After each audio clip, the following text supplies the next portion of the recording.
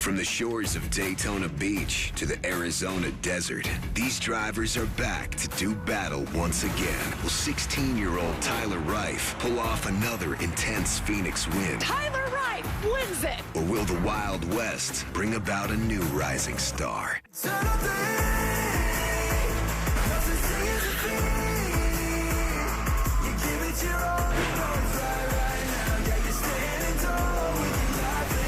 We'll find out who will be the Lone Ranger tonight. This is ARCA Menards Series at Phoenix, only on FS1.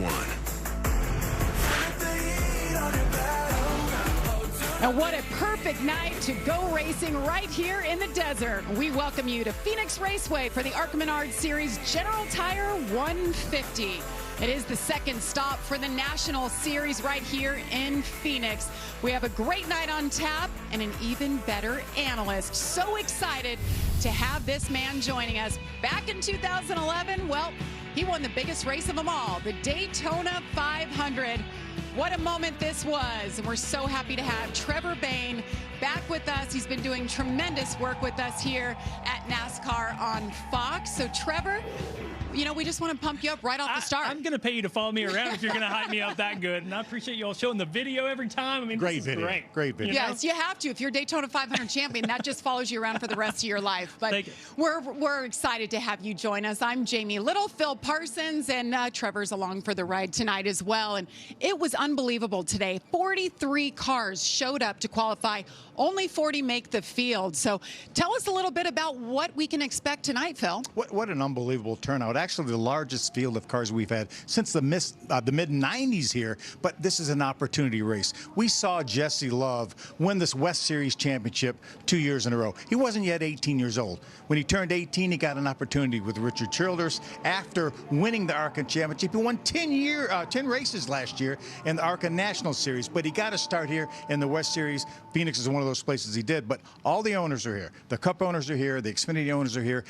Who's going to be the next Jesse Love? Tyler Reif showed us last year as a 15-year-old that he could get it done on this big stage. We've got so many drivers with that opportunity here, and they know this is the first time that, the only time that the ARCA Menards Series National Series will be in combination with the West Series. 5 times we'll see that back east, with the East Series and the National Series running in conjunction. But this is an opportunity for the 15-year-olds, the 16-year-olds, the 17-year-olds to race on this huge stage right here and show somebody what they can do. Well, I love that you bring that up, Phil, because you could see it in these drivers' eyes. In the garage this morning, they're just fired up to race in front of Cup teams at a Cup racetrack. They know for years they'll get an opportunity to race here, hopefully, if they can take advantage of these kind of opportunities. I look at the field and I see drivers like Grant Enfinger, who battled for a truck championship here last year, and then I see other drivers like Isabella Robusto that's making her first ARCA start. Both of those qualified in the top 6, so there's a vast, valley there of experience between the two, but they're both here to do the same thing. They want to win a race in the ARCA Series. Grant's done that 16 times, and I'm sure somebody else is going to add their name to that tonight. It's just incredible in the ARCA Menards Series. You have drivers that aren't even old enough to drive street legal on the street, a regular car, but they're racing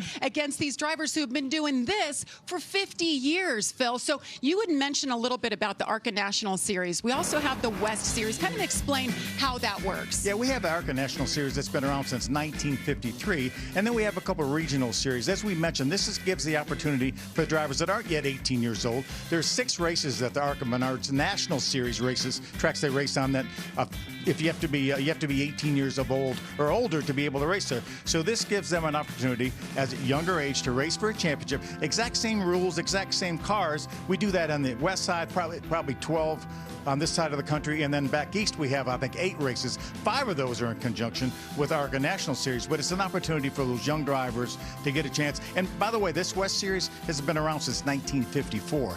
It started out as Pacific Coast Late Model Series, so it actually is only 1 year younger than ARCA Menards National Series. Unbelievable. There's so many West Coast drivers out here tonight. They want to stand on top and get that trophy. Now, Trevor, 1 mile over here, this place can give people fits. You see the dog leg. We're going to be talking about the dog a lot tonight. For sure. The dog leg is going to be tricky for these drivers. This is such a unique racetrack. It's so much fun, but it's also frustrating. These restarts right here get wild in every series, from Cup to ARCA. You see drivers taking all the different options, 4 wide there. So as a leader, you got to be on your game. You can't leave that door open, but you also don't want to make the mistake of cutting to the bottom too soon and get that penalty. Love the restarts here as you see 4 or 5 wide. I hope the guys brought their mouth guards. Well, all of the drivers are ready to go. Let's go trackside to fire those engines. Phoenix Raceway, this is a moment you have all been waiting for. Are you ready to get the ARCA Menards Series General Tire 150 started? Here to give the command to fire engines is the owner of Prescott Tire Pros, Louis Gomez. Take it away, Louis. Drivers, start your engine!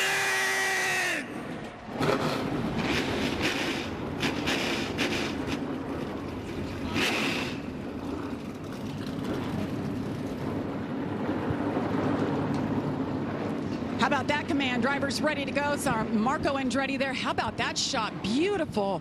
Puffy clouds, but no rain in the forecast. It is perfect. 69 degrees, only 8-mile-per-hour winds, guys. It was 60 a week ago at Las Vegas, and it is beautiful.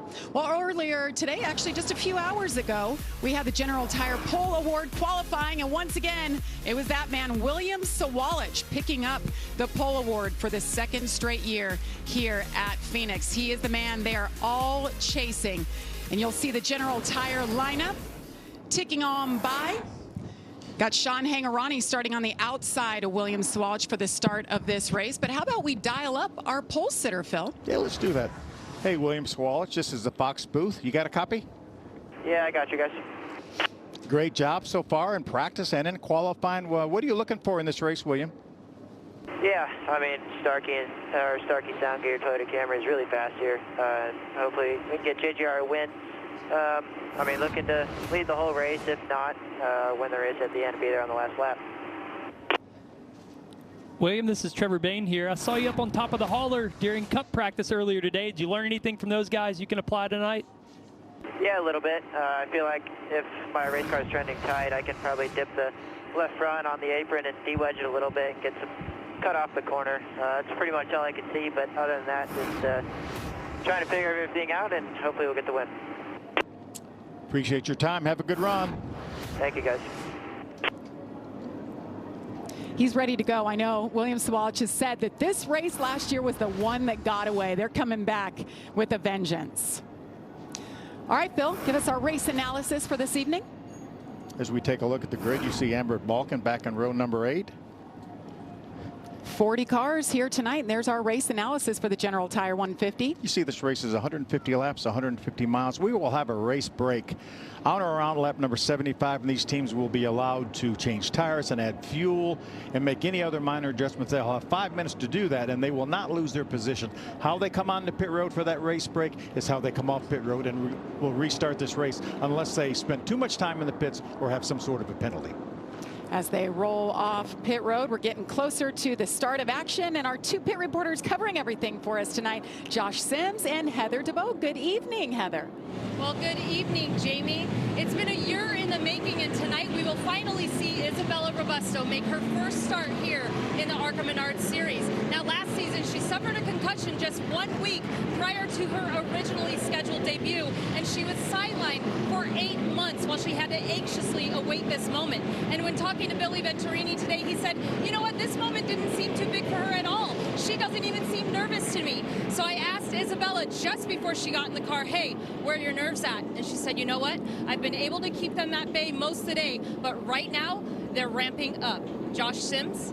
Well, Tyler Wright bursts onto the scene with a thrilling win in Phoenix right here last year. Well, the goal for him, once again, is not just to do the same. He wants more. Finished runner-up in the ARCA West standings last year. He wants a championship. Well, that starts with going back-to-back here in Phoenix. Now, the big thing for him, earlier in practice today, they had a transmission issue. Luckily, he said they got it fixed without having to replace it. He said, now the goal, we have to run a smart race and make sure we are there at the end. Jamie?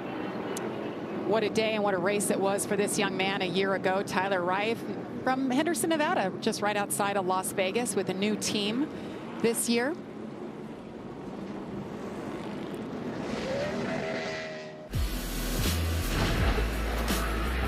We talked about the big win There was a lot going on in that race, but that man on the final restart laid back. They got stacked up, but he fought back.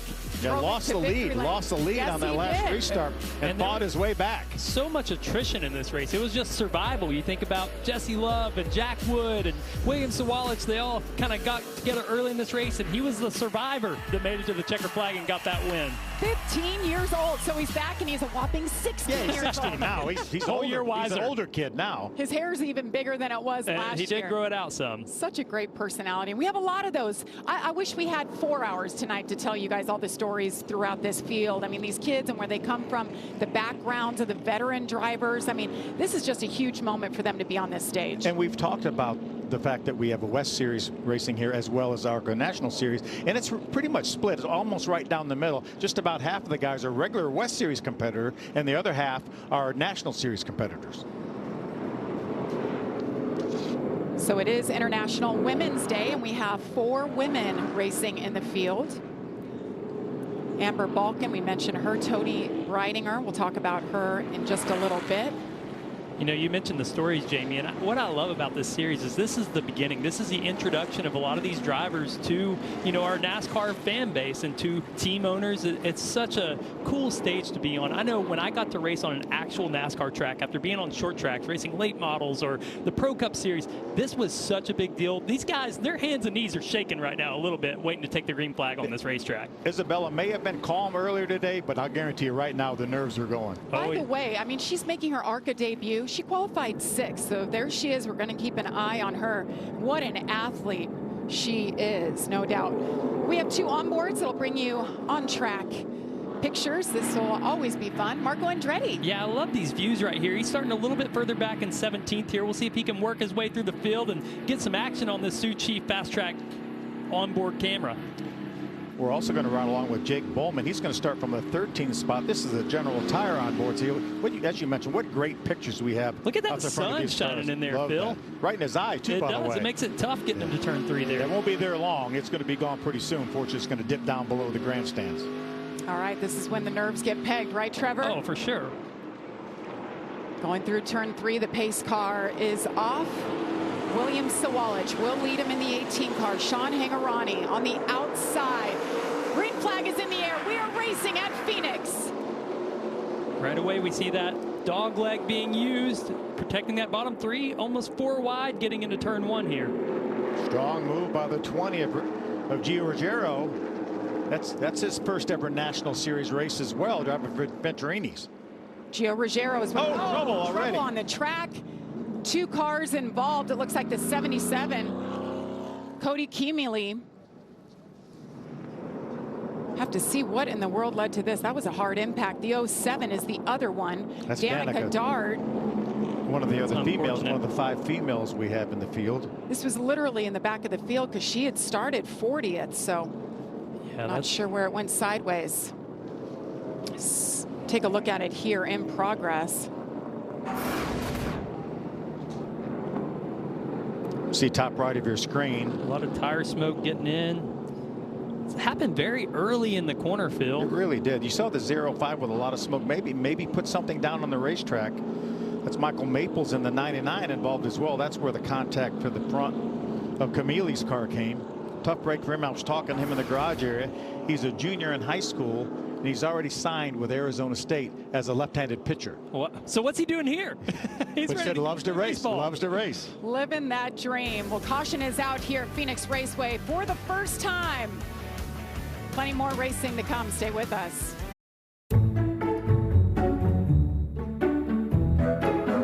My favorite condiment is the Raising Cane sauce.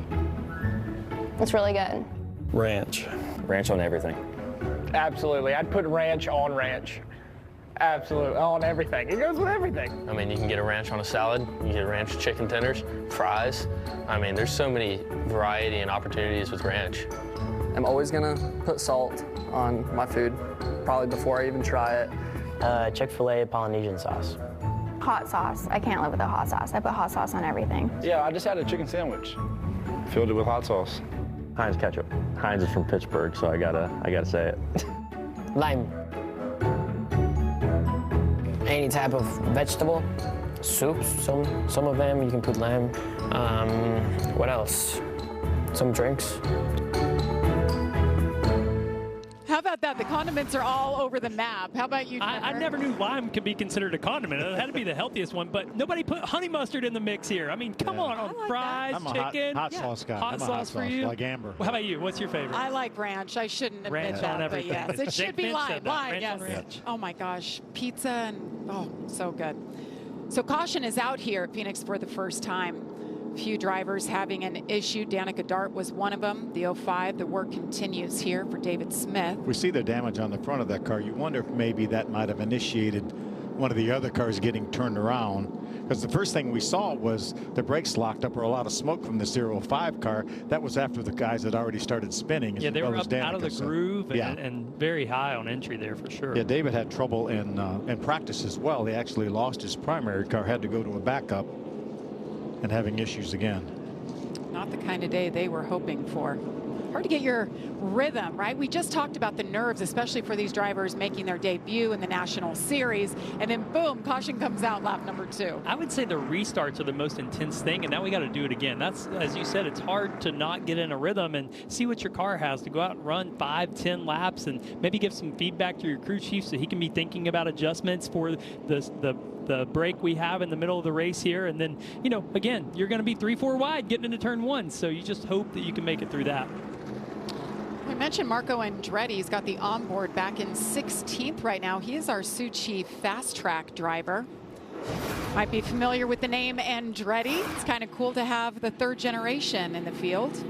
He has some experience here in an Indy car. Obviously, I don't know that would help you any. I would say the rate of speed's a little different. A little bit different here. I'm not sure that would help, but you can see what a great job. 18 Indy 500s. Yeah, I remember that runner-up finish he had though back in the day. It was really early in his career, and he's won a couple times in the IndyCar Series, but he's going to run a pretty ambitious schedule of ARCA Menards races. I think he's scheduled to run 14 as well as some truck races, and I think maybe COTA might be his first truck race. And I don't think people realize how challenging it is when you switch gears like that to go from an open wheel car to a stock car. I mean, he's doing it the right way by starting in the ARCA Series, building a foundation, because that's what this series is all about. You want to set your footing for these drivers that are having their first race. It's not about winning tonight. It's setting a foundation, learning these types of race cars, so as you move up, you don't make mistakes. Let's get an update on Marco Andretti. Josh. Yeah, Jamie, and you guys talked about the fact that he started 17th in this race. Well, that's because when they showed up at the track, found out there was a shock mount broken on that car, so he didn't get a chance to actually practice. He said the first 2 laps he ran were during qualifying, so of course a little bit of a learning curve for him. He said obviously he's got to be patient in the first start of this race, but it's hard to get comfortable when you're a guy learning a new craft in terms of Marco Andretti when you don't get a chance to practice the way you want to. Yeah, I was talking to Bruce Cook, who basically runs this operation along with the 42 of Tanner Reif, and he said the cars got loose in the trailer, and that's why they had so much damage to the cars. That's why they weren't able to practice. They had to do all the repair work from all the damage that was done in the trailer. You never hear of those things. All those little things we take for granted, these truck drivers driving cross country with all the equipment, the race cars. This week, especially for NASCAR, I mean, we were just in Vegas. They went all the way back to Charlotte, then all the way back out here to Phoenix. Truck drivers are MVPs during these 2 weeks, that's for sure. Hey, Bill and Trevor, this is a good time to mention how the ARCA Menards Series is different when it comes to restarting. There is no restart zone here. Yeah, most of the NASCAR fans and our viewers are familiar with the restart zone. We have it plainly marked, but they don't do that in ARCA Menards Series. They have a restart line, and if the driver doesn't go by that line, then the flagman will actually start the race, and then the guy that's not the control car, whether it be on the inside or outside, there you see it right there. You see that first line, that's the restart line. Well, we don't go by that zone. We're at a big NASCAR track, right? These guys race on short tracks sometimes across the country that aren't at this level, you know, having a Geico restart zone painted, so they have to have it consistent across it. But to be honest, I don't know that all these drivers don't know that that's not a restart zone tonight. We've heard them talk about it before, actually. Well, we saw the video from last year's race, and Tanner Reif actually lost the lead there. Right. And that's because he didn't go when he got to that line, and the starter went ahead and started the race. Yep. All right, first restart of the evening coming our way. William Sawalich in the 18, Gio Ruggiero in the 20, side by side. Nice restart for Sawalich. Now that's going to give him some options getting into turn 1. He's not side by side. He doesn't have to protect that bottom. He can run that nice arc. Great jump by Sawalich there. Yeah, the initial start we saw Gio go down on the apron of the racetrack, but they are 3 wide. back towards the pack. Up. 3 and 4 wide. You know who just entered the mix up there? Grant Enfinger in the 23 and 3rd. That's a huge surprise, isn't it? Yeah, shocking. Up front. He's like, hey, the truck series isn't racing this weekend. I wanted to go racing. So he told us that it's the only one he plans on doing, but it's good to see Grant Enfinger, former champion of the series, back in it. Yeah, and a tough competitor anywhere we go. 4 wins in the truck series last year. Raced for the championship, as Trevor mentioned when we were back here in November. We're used to seeing these 18 and 20 cars battle it out quite a bit, right? We plug and play a different driver this year. I think I heard Jesse Love's name 373 times a race last year in that same car. But Gio is doing it a lot of justice right now. He's off to a great start. Yeah, no pressure, right? This 20 team with Shannon Rush, the same exact team, won 50% of the races last year, and now Gio gets to jump in there, and they will have different drivers behind the wheel, but he's the question mark to me. How can he run, and what will he have for William Sawalich, if anything, tonight? Time will tell. These drivers now have a few laps on these tires. Tires are finally going to get some heat in them, so they know which direction these cars are going to go. Remember, this racetrack is pretty much all in shade right now, so things could certainly change as this racetrack cools off, and the crew chiefs were expecting this racetrack to change. And that's where that experience comes in. You talk about Grant Enfinger and where he's at right now. He knows. He has a notebook, right? Phoenix, in the daytime, it's going to do this. At night, when it cools down, gets shade, I expect my car to do this. That's one of those things, as we mentioned Isabella Robusto earlier. She said, I like loose race cars, but I don't know how loose to be to start this race. Hopefully the track will change and we can dial it in. Andy Jankowiak in the 73 here. He's coming down pit road with an issue. You hear us talk about Andy J., that famous pizza delivery man from Buffalo, New York. He went viral a little bit after our last race, or during it, right before our last final restart in Daytona. I think an issue with the right rear tire. Remember, these drivers and teams are not allowed to change tires under green unless the tire or wheel is damaged. Now I'm thinking they probably think that if that tire is not flat, that they probably think that wheel was loose, which is pretty surprising because these drivers qualified on these tires. So they should have not been. Heather, what are they saying? Where they could get loose. Well, I'm looking at the tire right now to check to see if it's down. It's aired up, so I'm not sure that this is going to be a good call for them, but they're looking it over to see if there's a small puncture or not. They're getting a water bottle out to test and see, and they're waving their hands over the tread of that tire. But Andy Jankowiak, this is his first start here at Phoenix Raceway, and he said he really loves this racetrack. He said, it's going to take me some time to get up to speed and get used to it, but as you can see here, the team looking at the tire, trying to see what the indication was. And what was that quote he gave us on the radio, Phil? I think he's going to back off when he sees God or the checkered flag. He committed. Yeah. Oh, he's committing. He was full send. He's not lifting until he sees God or the checkered flag. Exactly. And he made shirts. They can talk about it, but he actually did it. I mean, he was full force till they were flying over him. They made T-shirts. He told me he sold 1,000 of them. This is a great battle just outside the top 10. LeVar Scott and Connor Mosack. First time we've seen Connor Mosack in the 28. He just pops up all over the place. He runs some truck races. We've seen him here, the Xfinity Series. And LeVar Scott, another one of our full-timers going to the national championship. Connor had a top 5 finish last year at Watkins Glen in the Xfinity Series. Does a lot of he's actually going to run full-time this year in the TA2 Series for Trans Am. Well, we've seen that 28 car have a lot of success with Shane Huffman on the box. Last year they won some races. I think it was Iowa that they won, and I'm sure he's excited to get this opportunity to come and drive this car. Isabella Robusto in the 55. Nice battle for 6th right here. She's on the move. She is. Her car looks a little bit loose, too. You said she likes it loose. It looks a little bit loose. Well, the only way she could go, the only thing she could go off of was the simulation, and she really felt like she wanted her car set up looser. So, I mean, as a crew chief, it's got to be tough, because typically for a rookie, you want to tighten that car up. Oh, yeah. Put it in the fence on the first lap. It's Isabella Robusto running 6th right now, but it's all William Sawalich out front. You're watching the ARCA Menards Series from Phoenix.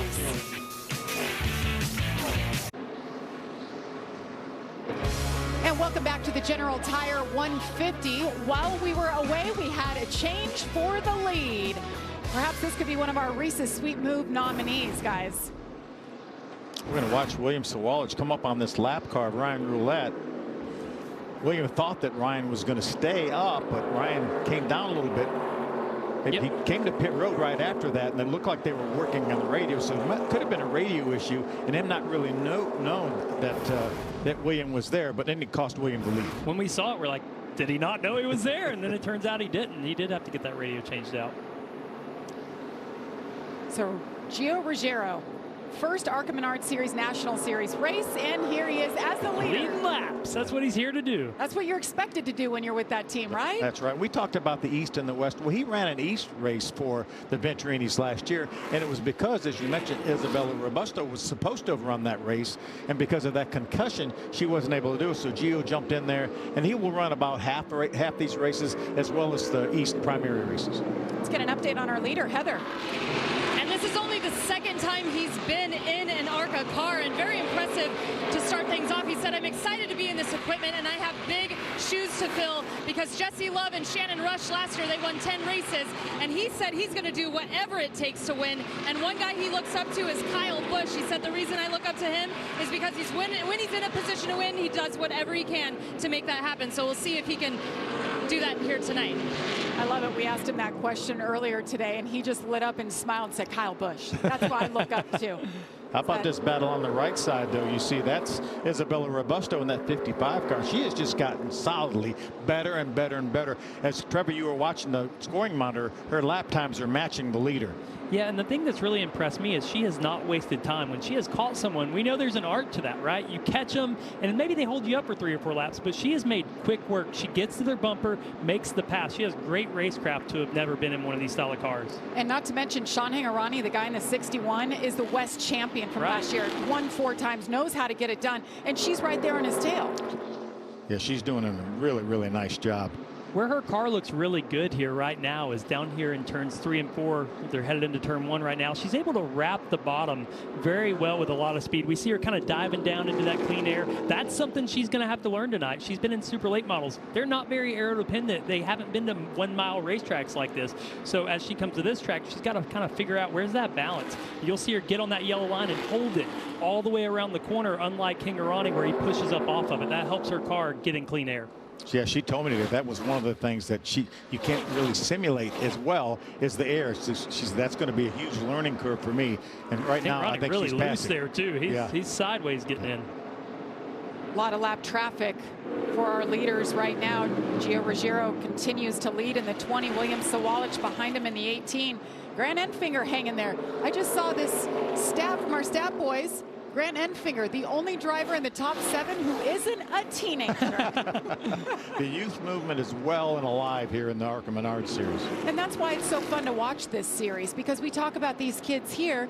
Those are the kids we're going to see in the truck series, the Xfinity series, and racing on Sundays. And we've seen it with Corey Heim, Ty Gibbs, who else? Nick Sanchez. Yeah. I mean, he was running in the ARCA Menards series, won the championship, and now just got his first truck series win. As well there. We just keep moving drivers up, and I bet Grant Enfinger didn't feel that old until today. He's like, what is going on here? Well, when he watches this race back and you tell him that he was the only driver in the top 7, that's not a teenager. He's going to really feel old, and he shouldn't.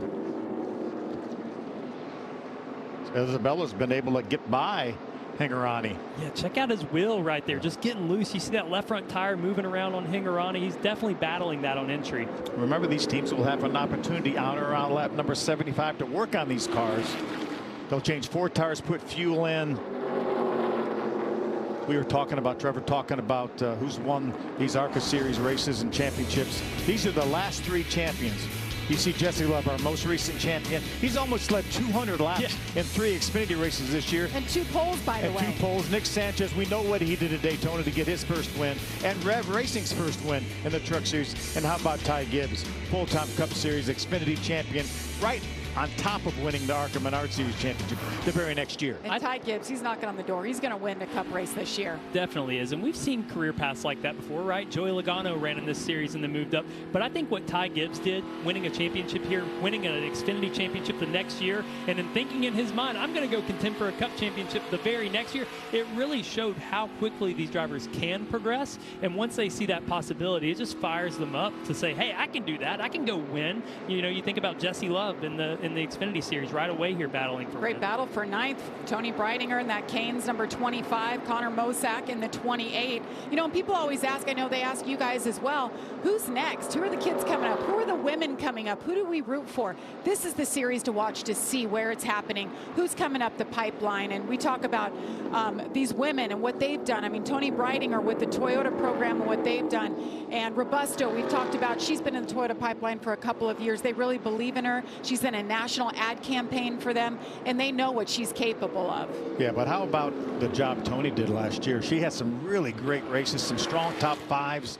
She actually finished 3rd at Kansas, which was her best career finish, but really strong on some short tracks as well, which are really, really challenging for somebody that doesn't have a lot of experience. It's a battle for the 7th position right there. That's Chris Wright. The 15, that's another one of the Venturini cars. That will be full-time this year, along with Tony and Amber Balkin. Yeah, Venturini Motorsports, 5 full-time cars, and 2 of them right here are the ladies. Tony Breidinger full-time, Amber Balkin. Danica Dart making her ARCA debut. She had trouble, though, lap number 2. She was involved in that incident. And then Isabella Robusto. I mean, just a tremendous athlete, what she's been able to accomplish now at age 19, trying to make a splash in the ARCA series.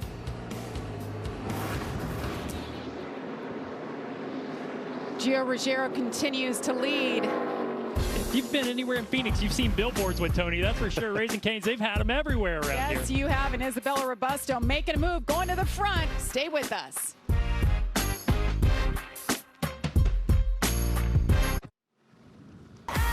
What a great way to celebrate International Women's Day. Tony Breidinger invited out about 15 young ladies from all over the country. They went go-karting. They're racers from all over, and they're here at the racetrack taking in their first ARCA race, NASCAR. They all got to join her on the grid at the car. The future is strong. These women all have high hopes. They want to be the next Tony Breidinger or Isabella Robusto. And what a performance the women are putting on tonight. That's Tony Breidinger running 10th right now. By the way, Canes, her sponsor, is all about pushing women in motorsports. They donated $100,000 to the Women's Sports Foundation, the Billie Jean King Foundation, to promote motorsports and women going forward. I think that's awesome. Let's get an update on the 16, Josh.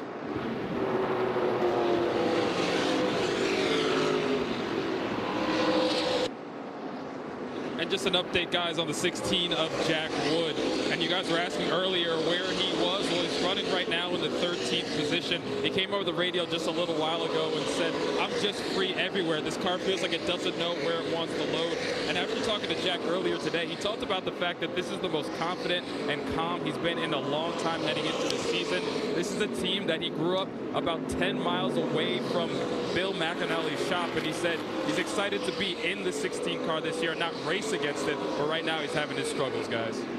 Yeah, and Jack Wood from Loomis, California, he's in this famous number 16. If you know anything about the West Coast and the West Series and ARCA, 11-time champion. So to have this ride is a big deal for Jack Wood, who gets a chance to go for the championship. Yeah, and I really expected him to be a contender for the win tonight. We saw him battling for the lead last year in this race, and when he got together on a restart and crashed. But, you know, this 16 car, as you mentioned with Bill McAnally, is always a threat at these races. And Bill, even on the Truck Series now, has turned a team into a winning team at that level. We've seen what Christian Eckes has done, and I know that that's taken a little bit of attention away from the ARCA team, but he said this year he's full focused on both and going to make sure, really loose there into the corner there. Yeah, he just lost a spot to the 35 of Greg Van Alst.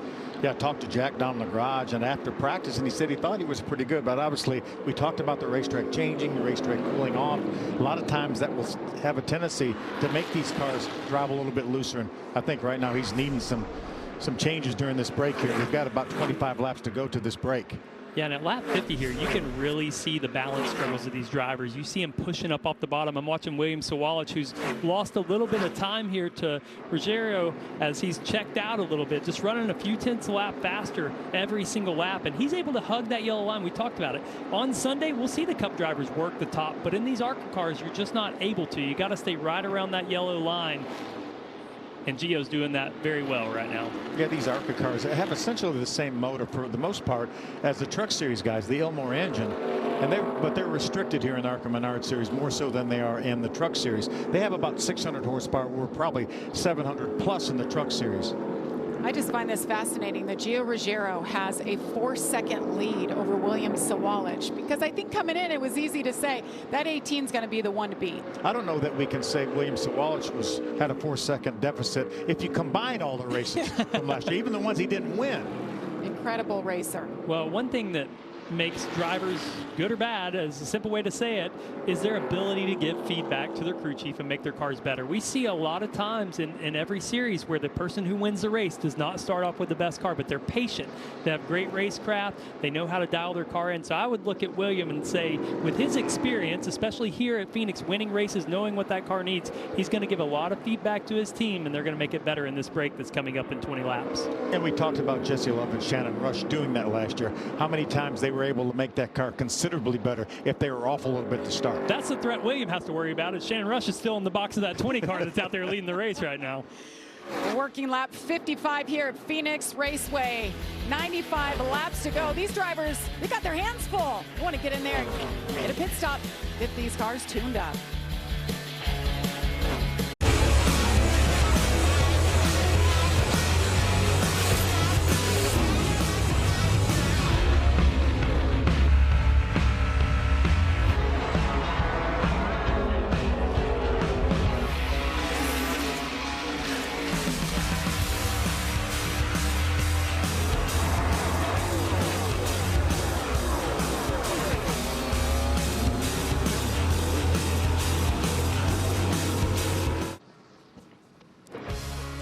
ARCA Racing on FS1 is brought to you by Menards. Save big money at Menards. And by Bounty. Bounty, the quicker picker-upper. And welcome back to Richmond Raceway. Caution is out for the second time, an incident in turn 3.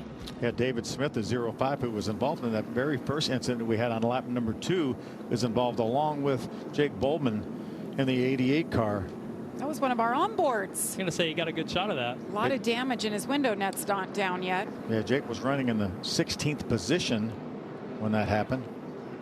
See him catching his breath there a little bit. Just a reminder that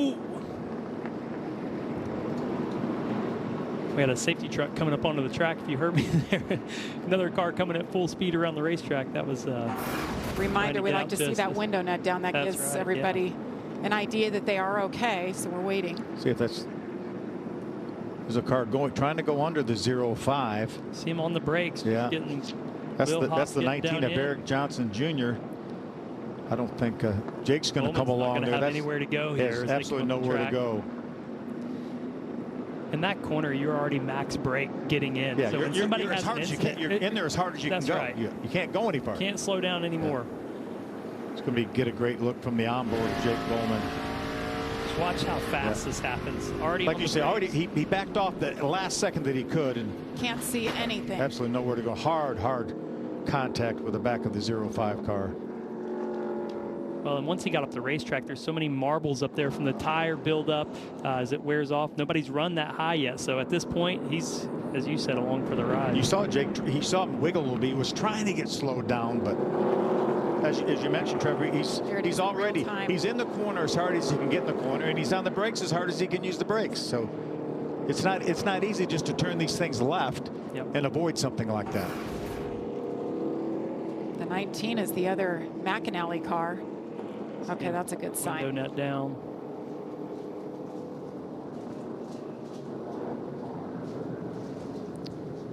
.63 laps into the ARCA Menards series here as we're under caution for the second incident of the evening involving 3 drivers. This.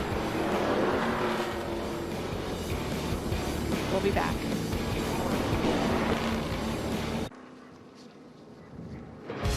ARCA Racing on FS1 is brought to you by General Tire. General Tire delivers the freedom to explore. And by Reese's Peanut Butter Cups. Reese's, not sorry. And we welcome you back to ARCA Menards Series action. Jamie Little, Trevor Bain, Phil Parsons with you. Heather DeVoe, Josh Sims on pit road. And who's that guy? Time. Corey Heim. I know there's no truck race this weekend, but he's running the Xfinity Series. That's coming up tomorrow, running for Sam Hunt Racing. He's going to run several races, I think, for Sam, right? Yeah, he's going to run quite a few, and then He'll be here on standby on Sunday every single week for the Cup Series for Legacy Motor Club and 2311, just in case he's ever needed. I texted him earlier, asked if he's tired of spectating yet. He's ready to get in that race car tomorrow, I'm sure. He's another one of those drivers that performed here in the ARCA Menards series. Remember that battle when we talked about Ty Gibbs winning the championship? Well, he went toe-to-toe with Ty Gibbs, finished first. They won like 16 races between them that year, finishing first and second points. So Corey Heim used this as a springboard onto the truck series. And what team was he with? The 20 that's leading this race. Yeah. That just highlights how fast Ty Gibbs' move was, though, right? Because Corey Heim, we would say, has progressed very quickly. Even in the truck series, you know, battled for that championship last year. He's going to do it again, hopefully, this year. But that's quick. And then we have Ty Gibbs already in the Cup Series, so I'm sure that builds that fire up in Corey Heim even more. Well, you remember when Ty was racing for that ARCA Menards championship, he was winning Xfinity races as well that same year. He won his very first start ever on the road course at Daytona. That year he won the ARCA championship. Well, we keep talking about the guy who drove the 20 last year, who dominated, won 50% of the races. He's here, Heather. And Jesse Love, as you mentioned, 2023 ARCA Menards Series champion. But once you're part of the Venturini Motorsports team, you're family. So I've seen you down on pit road talking to Caden Lapsevich. What are you looking at as far as Tony Breidinger goes? Yeah, just fixing some small things, some things that I've learned here, help her out. And yeah, like I said, this is weird. I'm getting interviewed out of my fire suit, so I still got all my wheeling colors on, but no suit this time. So yeah, I mean, I owe so much to Billy Venturini, Shannon Rush, everybody at the Venturini Motorsports deal, and it's my way of just showing how much I care for them and how much I love this race team, and obviously I love the ARCA series. So it's a good race, and our guys are doing really well right now. Thank you for your time. Good to see you. It says a lot about that young man. You know, he's no longer with Toyota. He's moved over to RCR and Chevrolet, but his alliance with that team, Venturini, what they did for him, Billy says the same thing. It's like one of his kids, and to see him come back and give feedback and be here means a lot. And for him, it's fresh on his mind. I mean, he just went through this learning curve that these young drivers like Tony are going through, so he's probably the best person in the garage to ask, maybe even over a Cup driver that has different insight. But for him, he just drove these cars and knows what he learned. But he's missing it. I'm sure. Drivers don't like to be in street clothes. You heard him say, I wish I was in my fire suit. Well, when you move up a level, suddenly, I mean, the competition is you that still want to be more. here. Yes, of course. Like Grant Enfinger. He's one of those drivers that runs for a Truck Series championship. Gio Ruggiero from Seekonk, Massachusetts, leads William Sawalich from Eden Prairie, Minnesota on the front row. Side by side, what a great restart. No saving anything here. It's a shootout till this break at lap 75. Let's see what this thing's got. Grant Enfinger in the 23, Isabella Robusto in the 55. William, hang on the door there. Yeah, hanging in there on their outside. Has slight edge going down the back straightaway. How about that sunset showing off in the distance? Absolutely beautiful as they go door to door through turn 3. Side by side they go. Really surprised that William was able to stay on the outside of him right there in turn 3. Got those tires cooled down and that car's coming back to life. They're really inches loose. apart, loosened to each other, hanging on to it. Gio in his first national start, hanging on, battling the 18. Greg Van Alst goes around. Looks like Sawalich, they will look back at the most recent scoring loop to see who was ahead at the time of the caution. And caution is out for the 3rd time here, as we're just a few laps away from that stage break. Greg was running in the 12th spot, one of the 14 cars that we have on the lead lap right now. Greg Van Alst got a local sponsor to come on board. He's doing that throughout the series, trying to run full time, but he needs a little bit of help. Actually running a second car for the 34 of Isaac Johnson. Take a look at the spin here. He's on the inside. I believe it's that Andres Perez, or no, that's LeVar Scott. The two cars look very much alike. Just lost the air to that rear spoiler and got loose. Did a nice job keeping that car out of the outside wall as they go by inside and outside. Vulcan heads up move, just avoided him. Right here we got Marco Andretti's on board. We said it might see some action, and it did right here. Heard Marco grab a gear, grab a 3rd gear, and drive by on the inside. Good heads up move by Marco.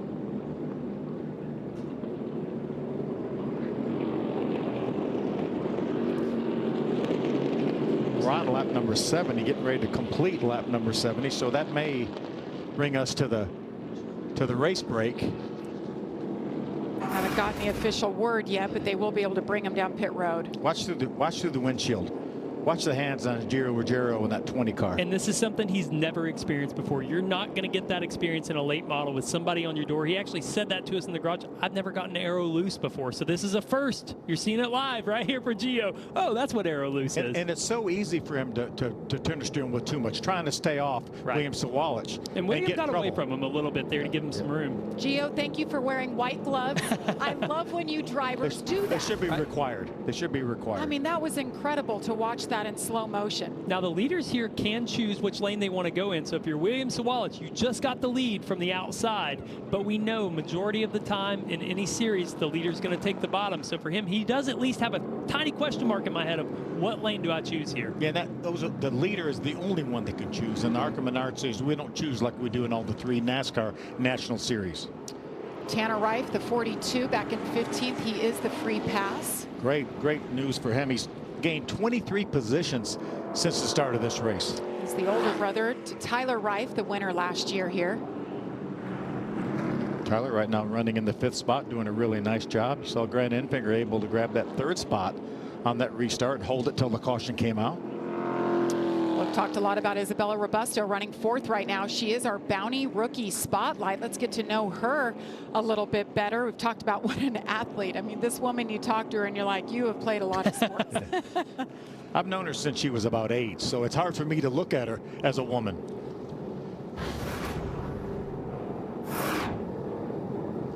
There it is right there, making her ARCA Menards Series debut. About a year delayed because she had an injury, had a major concussion. She missed April to January of racing. How about the fact that she's also going to college to be an aero engineer? Aerospace engineer. And she said she's never seen her college campus. It's out here in Phoenix. Arizona State. It's Arizona State. Yeah. So she's out here, never been to her school before for 2 years. So she's going to see that tomorrow for the very first time in person. She said she actually applies that to what she does in the simulator, and she loves numbers. So she's working the numbers. It's helping her to understand the race car more. This woman's the real deal. And it's interesting because she talked about that. She said, I want to know what's going on in the race car. And there's kind of 2 schools of thought. You've got Kyle Larson on one spectrum that says, I don't know anything about him. I don't want to know. I'll tell you what it's doing. And then you have drivers like, I think about guys like Ryan Newman that have those engineering degrees that break everything down. Even Kyle Busch is very, very hands-on, very literate in how he talks about a race car. But it's you can have that school of thought, and so I think that's great that she's going to school to learn with that mindset. Well, the sport is evolving so much. You look at the list of crew chiefs now; they're all engineers. You have to have an engineering degree. You've had to known how to work on these race cars. They always give other racing series all the credit. NASCAR is right there with them when it comes to engineers and how important they are to making these race cars fast. So William Sawalich in the 18 scored his first here for this restart. There's Shannon Rush, a little stressed out. Were you I would say so. That? Shannon, it's not the last lap. We got a break here, buddy. Got some time. Gio Ruggiero in the 20 on the inside. Grant Enfinger and Isabella Robusto in the 55 on the outside, second row. Pick the outside here. See if it pays off. You like for that? It. I don't know. The bottom normally for the front row is pretty dominant because of that dog leg we talk about. We'll see what kind of jump he gets. That's going to be the key, is what kind of launch do you get out of the box. These 2 stayed side by side for a couple of laps. Whoa, big restart for the 18 once again. William Sawalich on it. The 20 goes down low into the dog leg. There's Sparks. We've got him 3 wide as they head into turn 1. Look at Jack Wood on the inside. Jack made a pit stop to work on that car. Stayed on the lead lap. Now he's racing up in the top 10 on the inside. Isabella Robusto trying to take over the 3rd spot from Grant Enfinger as she's side by side with them. Enfinger threw a huge slide job down there in turns 1 and 2, but she's fighting back. Oh, going to get loose here with him on her door. Does a nice job staying off Grant Enfinger. Sean Hangarani in the 61 wants a piece of that. Yep. We're expecting the caution flag to come out any time. They're going to have that scheduled stop. You saw sparks flying in that shot. And there it is. Flag is out. This will be our scheduled break. They'll be able to bring them down, make adjustments, take fuel, take tires. Yeah, once the last car stops on pit road, then they'll have 5 minutes to make those adjustments. So we're officially at the halfway point for the ARCA Menards Series from Phoenix Raceway. We'll have pit stops coming up next.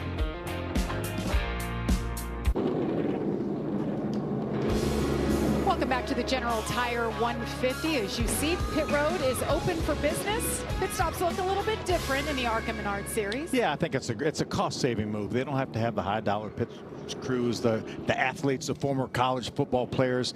They can have anybody go over the wall, maximum of 4. They can put fuel and tires, but they cannot do it at the same time. They have to do one or the other first. But again, they have 5 minutes to change tires, add fuel, and make whatever changes they would like to make. And that means that Josh Sims can take his time and breathe a little bit when you tell us what changes they're making, Josh.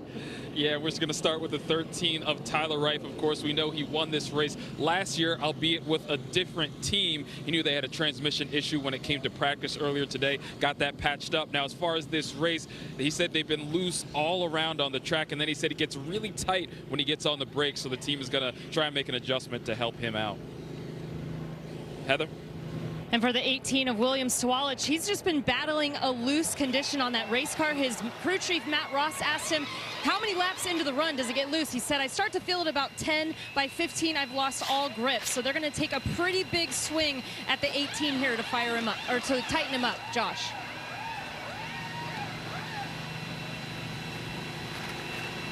All right, and let's talk about Tyler Reif. We talked about the fact that he won this race here last year. His biggest complaint, he's been loose all the way around and then really tight when he gets on the brakes, so they're going to make an adjustment to try and help him out. And Tyler Reif cooling off as well. It's fun to see what they're doing. They're even putting the fans, trying to cool the engine a little bit. But you mentioned the top of the show, the weather is perfect. I mean, high 60s, now probably mid 60s as the sun went down. It's ideal for a race, ideal for these cars, ideal for the tires, drivers.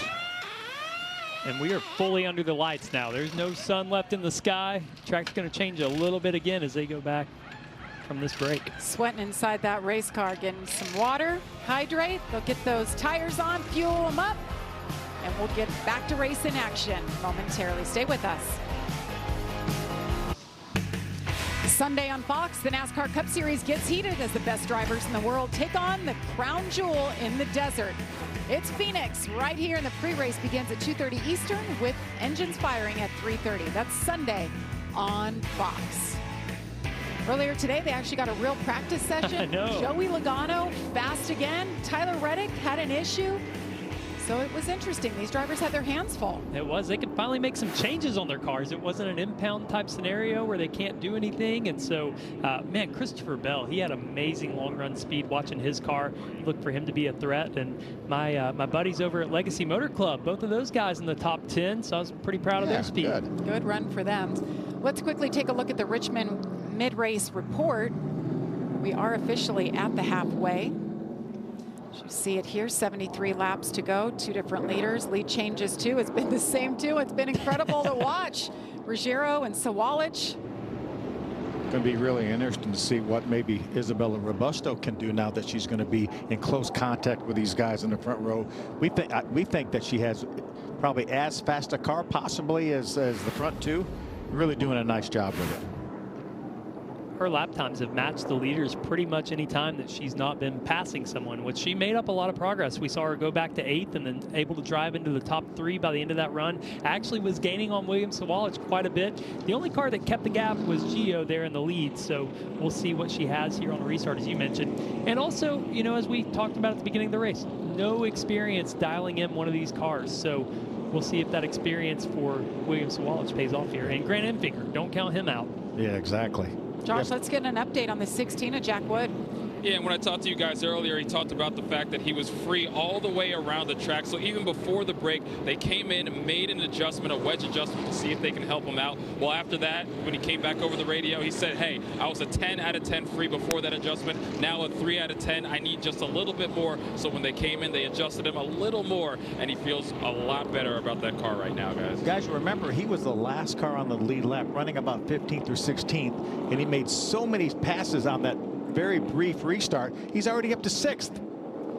Making some great adjustments. Let's see what they'll do now after a little bit more adjusting on that 16. It's Kevin Bellecourt is the crew chief. He is also full-time over in the truck series as well. Jack Wood's running some of those. And he just thought he had a weekend off, right? Yes. He said, no weeks off for you, buddy. But the guy has a lot of energy and obviously knows what he's doing, going in the right direction, adjusting on this 16. Yeah, a lot of experience. We talk about the relatively inexperience of a lot of the drivers, but a lot of those drivers were paired with people with crew chiefs with a lot of experience, and that certainly helps. Yeah, even I think about Mark McFarland playing a role with Sean Hingaroni's team this weekend, not as a crew chief, but he's kind of there advising a little bit. We saw his success at Joe Gibbs Racing.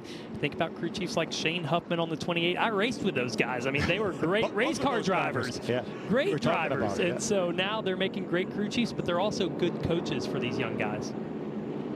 Looking at another guy that had a crew chief change this year, Andres Perez up in the 8th spot right now in the 2 car.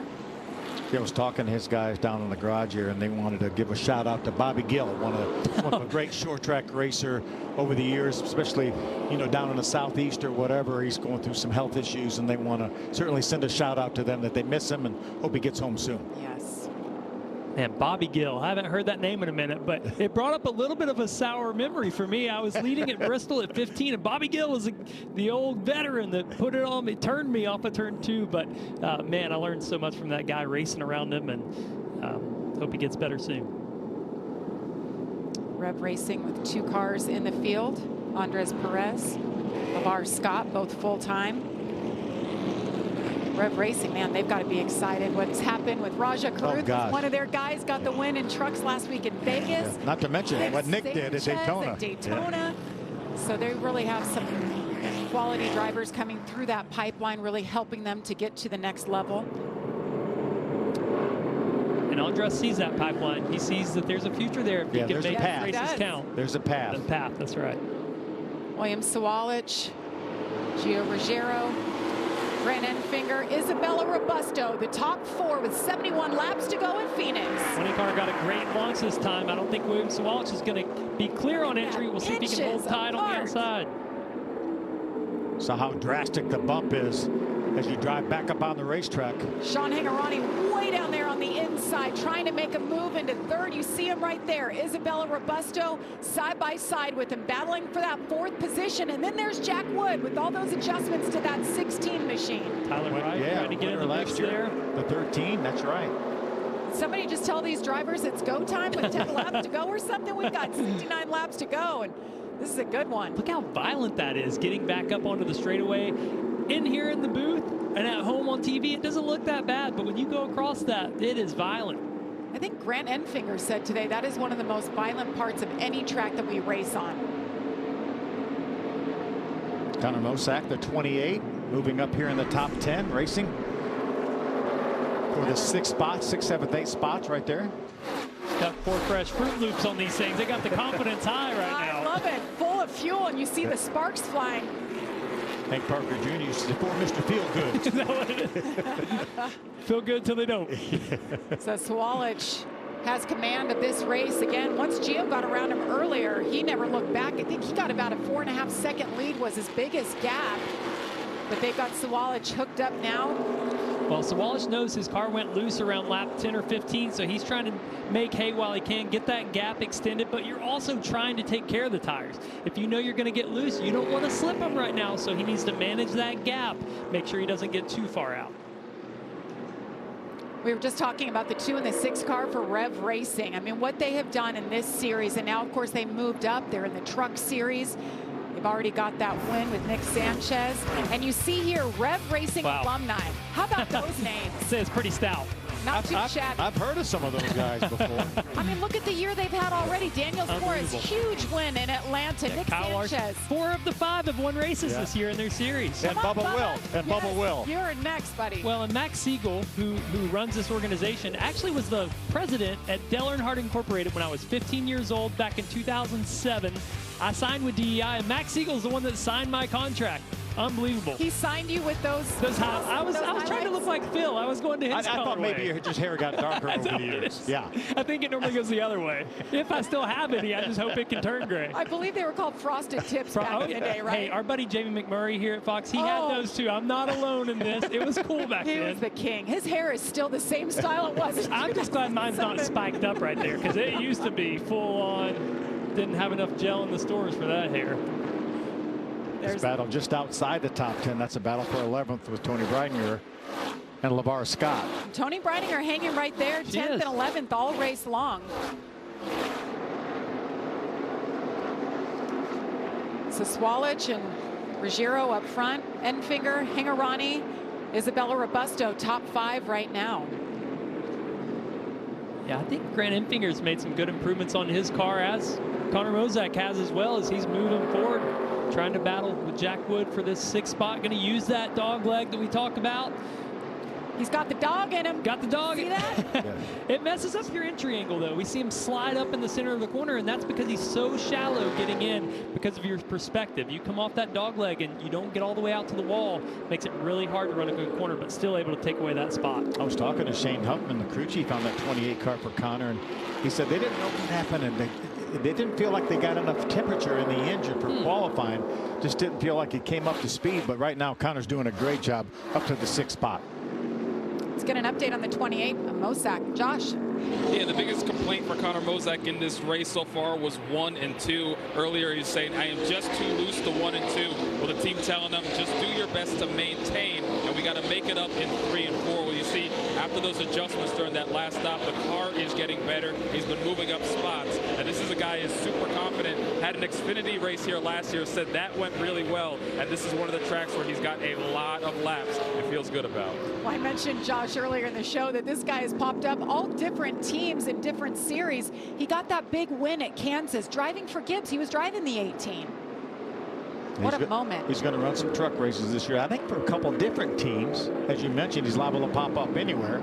Again, running full-time in the Trans Am TA2 series.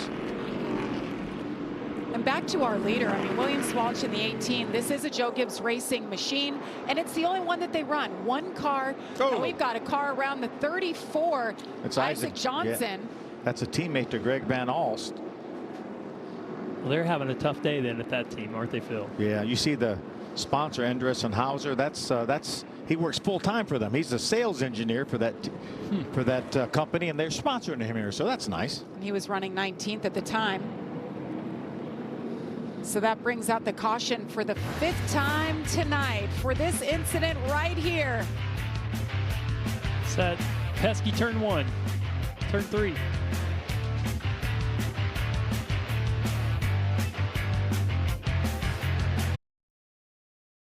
My goal for this year is to just focus on racing, and that's going to be my only plan. You know, I feel like if I put in enough work, you know, I can be a NASCAR driver someday. So. That's it. That's the game plan for the 19-year-old Gio Ruggiero. He's trying to do something that both Trevor Bayne and Phil Parsons did. Win in your first race in the ARCA Menards series. Love that. Hey, come on, Phil. That was fun. That was fun. Trevor Bayne, by the way, is 1 for 1. One start, one win. Yeah. I'm good batting 1,000. Yep. Yeah, I had 4 starts in the ARCA series back in the day. Well, we had another Reese's Sweet Move of the race nominee. It's right here. Going to be Marco Andretti. Watch this look here of this spin. Loose into turn 3 there. Yeah. You heard him gas it up to get by that car before it could back up the racetrack. Visit ARCARacing.com on Monday at 3 Eastern to see who is crowned the Reese's Sweet Move of the race. So we've had a couple good ones already. Maybe the eventual pass for the win, wherever it may be, or will William Swalich hold on to the end? Williams liking that outside here. He keeps picking it and making it work. Watch Gio try to move him up. Watch Gio try to move him up off the bottom. Packed up and ready to go. William Swalich, Gio Ruggiero, Grant Enfinger, Sean Hingarani, Robusto in the third row. Clear. That was almost what happened last year to William Swalich. Cleared himself coming down for the wide block. Into turn 1, 5 wide. Look at Isabella Robusto. Looks like she's headed to pit road down there, but she's going to come back up. She's figuring it out, working all around. Jack Wood, there. contact there with Tyler Reif, last year's winner, side by side. Everybody keeps it straight. Yeah, at least these bodies are all composite bodies, so you're not going to have any metal from the body panels cutting a tire. Look at 3 wide, 50 feet from the racetrack. They're actually 4 wide. Just one car is a mile away. Yeah, I couldn't even see it. It was so far away. Out of the screen. Swalich, the leader right now, 47 laps and counting. Gio Ruggiero has led 49 laps tonight, so it has been a battle between these two.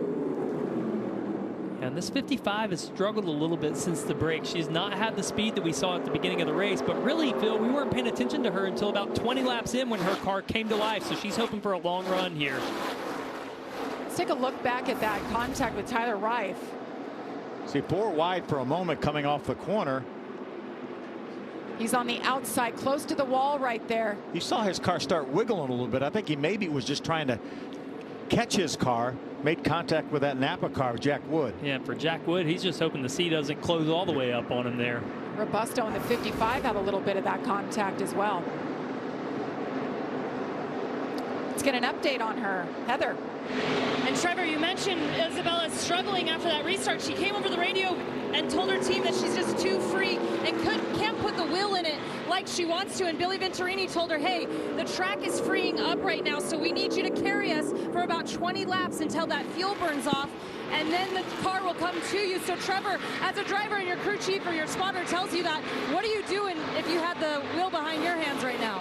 Hang on, I think. Heather, it's tough when you have a loose race car at this racetrack, because that is the problem you don't want to have. If you're tight, you can diamond the corner a little bit, but when you're free in and off here, that is a struggle. You can't push the gas down. Isabella told us earlier in the day, she doesn't really like to drive the thing with the steering wheel. She wants it unwound, feels like that keeps momentum, and she wants to drive it with that throttle pedal and help it rotate. But right now, she's finding out where that limit is. We said she loves the free race car, but this is a little bit too far, and now she sees, okay, the bad part is there's not probably another opportunity to work on this thing. Yes. So just take care of it. See what you can get out of it. She's going, can I come in for adjustments, please, one more time? But she's got what she's got. And what Billy's saying is when the fuel burns off, that's going to gain nose weight for the car, and that should help that loose situation. You see her car now, she's adjusted to it. She's back in a rhythm all over the back of the 16 of Jack Wood and going to move to the inside now. Probably will make that pass. Isabella Robusto, the 19-year-old from Fort Mill, South Carolina. She was actually a kicker for the football team in her middle school, broke a bunch of records. She was the first one at her school, it was a new school, to kick a field goal.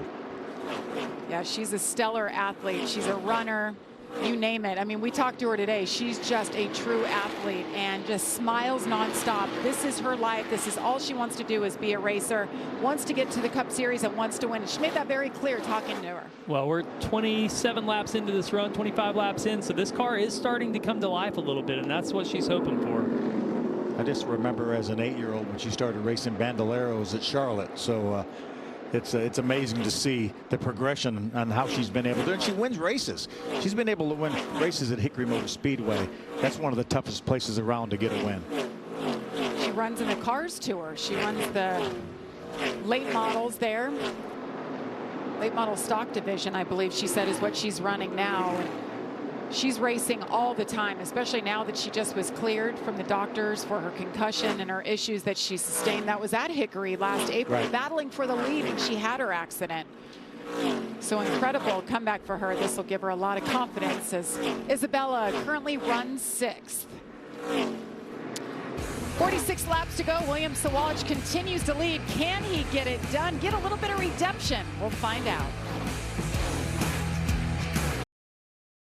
In middle school and high school, I did track and field. I did high jump, long jump, and a bunch of different running events, and went to states for high jump and a couple of my running events and did really well in them.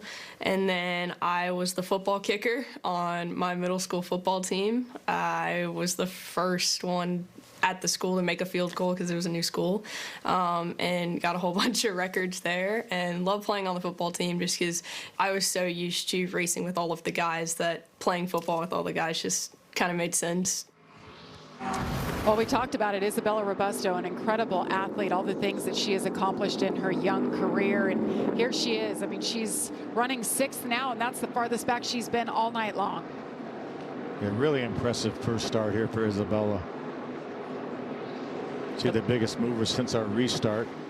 Yeah, Grant Enviger is the one that stands out. I know it's only one position. Got a caution here, Jamie. So caution for lightning. So there's no rain that we have seen, but we've been watching this lightning storm kind of roll in. So our roof cameras, our manned cameras are down, so we're limited at this point. So now ARCA decided to bring out the caution. I thought our weather woman, Jamie Little, told us. I was told 0%. And it may not rain, right, Jamie? That's what we talked about. I am from the desert, so we have this this we are dry in the weather desert. heat lightning. So But we are that's what NASCAR. we like to make it rain. We do, everywhere we go. Take a look at this lightning right here. There's definitely lightning out there. Now, I went to the baseball game last night, the Reds and the Cubs, and there was lightning throughout the entire game off the outfield. Started in left field, went to left center, center field, right center, right field. It never rained there, and they played 9. They don't have a protocol in the desert for lightning. They're like, we don't know what that is. We're just going to keep on going. It's a beautiful show that we've been watching, but it's certainly not safe for all. So caution is out here. I'm sure William Sawalich is fine if we want to go ahead and stop this thing right now. Yeah, the good thing for him is it's another chance to cool those tires, and we've seen how good he is on the short run. Was able to open up that gap there to a little over 2 seconds to Gio, who has been his biggest competition this whole race. I know one driver that probably wishes that we can go back racing, and that's Connor Mosack. Already up to the 4th position. That car's getting better and better and better. Gio Ruggiero says, give me another shot at it. I want to win in my National Series debut. So we've had 2 different leaders tonight, 4 lead changes, and it's been between the 18 and the 20. We're on our 6th caution of the evening. We hardly have ever said that before, that the lead is the battle between the 18 and 20. No, right? We have a compilation that's like 5 minutes long. I mean, there's a rivalry between them. And yes, they're both Toyota, but they're 2 different teams, and they want to beat each other bad. And multiple drivers. I mean, we've seen all kinds of combinations of who's in the 18 or the 20 and switch it out, and it's still the same battle. Remember last year, Connor Mosack ran the 18 car several times because William Sawalich is not yet old enough. We talked about the teenagers. If you're under the age of 18, there's several places at the ARCA Menards Series races that you can run. So Connor Mosack did that last year. He got a big win, too, at Kansas for the 18 team. Remember, that team won the Owners' Championship with those multiple drivers that you were talking about. As good as Jesse Love was winning 10 races, the 18 car actually won the Owners' Championship. And the ironic thing, I talked to Billy Venturini earlier, really his team came on the map when Joey Logano came over to drive their cars back when JD was here, and they had a great relationship, and he said, let's put Joey in your car and see what he can do. They went and won at Daytona, and from there Billy's team just turned on like a light switch. He was able to build that program, won a race, ran well with Mark Davis, and then they were able to just build this program up to what it is now, which is really the development program of Toyota. They continue to put drivers through this pipeline and pump them out the other side. Such a great story. Well, we have a lot of racing action still this weekend, but we also have a lot of hoops coming up tomorrow. It's a huge regular season finale on Fox. First 10th ranked Creighton takes on Villanova. That's at 2:30 Eastern. And then at 5, 8th ranked Marquette battles Xavier. And in prime time, 2nd ranked UConn faces Providence. It all tips off tomorrow on Fox. A lot of hoops happening every weekend, and we've got series after series after series, all right here, NASCAR on Fox. Stay tuned. I love that story, though, that it goes back to Joey Logano back in those days with Chevrolet when Ford Gibbs was even a Toyota team. I remember it well because I was growing up in the same time as Joey, and we were always kind of battling, and he got that opportunity, and man, it just took off after that. And now the Venturinis, by virtue of the win at Daytona a couple weeks ago, have won 100 wins in ARCA. Incredible. Wow. Here it is, the pipeline to the top. 100 wins, as you just mentioned, Phil. 5 driver championships. Big Bill started it back in 1987. They do really, really nice job with that program. Good people, good equipment. It's top notch. Yeah, good drivers.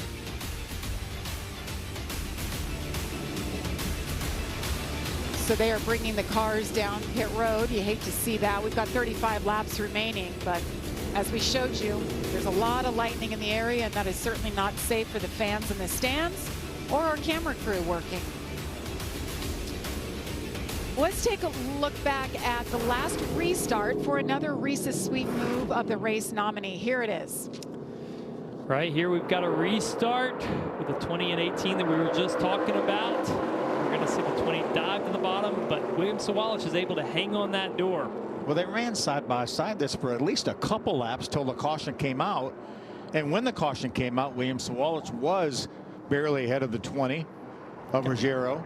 Got that run on exit of turn 2 and was able to hold on to it. And that's ultimately how he's in the lead right now. Could be the race winning move. That's right. So we're going to step aside for a moment as we figure it out if we can continue racing. I hope we can. It's been a good night here at Phoenix. The ARCA officials have officially brought out the red as you see William Sawalich and other drivers climbing from their race cars as we await word if there's any chance we could get this thing fired back up. But lightning is in the area, and that is why we were under red at the moment. But it's been a fun night. 6 different cautions now. Let's take a look back.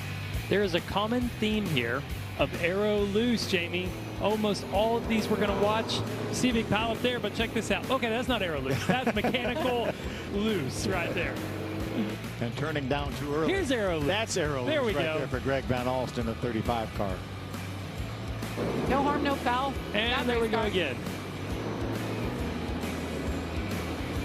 Greg Van Alsten's teammate there. That's right. And that's why we're under red right now. So here we are, as you see, 35 laps remaining in this race. It's the second ARCA Menards Series national race of the season. 18 to go. I see Isabella Robusto out of her race car. Love to hear what she's discussing with her crew chief right now. I mean, her first experience. She's saying, can you sneak in a little adjustment to this thing? What we're going to do, down, what we're going to do right here, we're going to slide a little bit. One thing I do want to mention that I said that the 18 won the Owners Championship last year with multiple drivers. It actually was the 20 of Venturini Motorsports that won the Owners Championship, excuse me. Well, Venturini, they win so often, but right now they're sitting second. Joe Gibbs Racing right now sitting first with William Sawalich. Last year he lost this one, said it's the one that got away. He won 4 times, 4 national races last year, won the ARCA East Championship, and now he's sitting here anxiously awaiting, saying, where is that lightning? I want this race to be called. I want rain. Yes. Yeah. And apparently we just looked at the forecast. There is some rain out there, so I'm sorry if I lied to you. Who knew? Said 0. Well, the weather at that time said there was a 0% chance of rain. It's like we're at the beach, right? Exactly. It pops up out of nowhere. But we're in the desert. Yeah. What in the world? That's even worse. So William Sawalich, we haven't talked too much about it. He does know how to get it done here at Phoenix. This was in November. Well, he kept talking about the one that got away, but how about the one he actually captured? He was able to get it done, get redemption here, win this race, and that's what he's leaning on tonight. We talked about it before that first break. Hey, he knows what a winning car feels like. Let's dial it into that, and they've done that so far. They made this car much better at that break, and he's been able to drive away with the lead. Yeah, the West Series that we talk about has their finale here at Phoenix. It's not a National Series event. Their season is already over by the time we come back here in November. But the cars and a lot of the competitors are still the same. Rules are exactly the same. That's Rules right. are the same. But it's interesting because they're set up, differently for these development drivers to come up. But you'll see sometimes they'll run the East and the West, so that's exactly what William Sawalich did. He won on the East, came over here and mixed it up with the West boys and got it done. Well, and next week you'll see William in the Truck Series at Bristol. He's going to run there. He's got some Xfinity races towards the end of the year with Joe Gibbs Racing, so he's got a whole cluster of different kinds of vehicles he's going to be driving, trying to learn as quick as he can, but a lot of great race teams with Tricon Garage, Joe Gibbs Racing that he's going to be driving for. Look at that average finish last year, 3.6. Yeah, it's pretty good. Where do they find these kids? I don't know. I mean, the scouting Minnesota. is incredible. They found him in Minnesota. Yeah, find all the drivers That's in right. Minnesota. Well, and to be honest, a lot of the good drivers and their families find the good teams. They see that talent. They know what their son or daughter has an ability, and they say, hey, we got to go find you the best opportunity. It's like if your child plays football or baseball, you're going to find them the best coach or best travel team that you can, and that's what a lot of these families do. They know that Joe Gibbs Racing, they know that Billy Venturini and Rev Racing, they have great race cars, so they're going to try to get their son or daughter into those vehicles. See Tony Breidinger walking away there. She's had a good night. Shown 9th on the board right now. We're still waiting. Raindrops are not falling. We're hoping to wrap this thing up. Stay with us for the call after this.